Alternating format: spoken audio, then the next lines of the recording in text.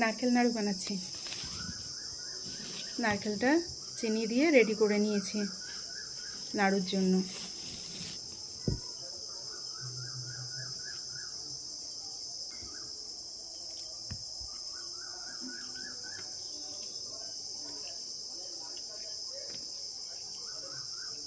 নারকেলগুলোকে একটু গোল গোল করে শেপ দিয়ে নাড়ু বানিয়ে নেব।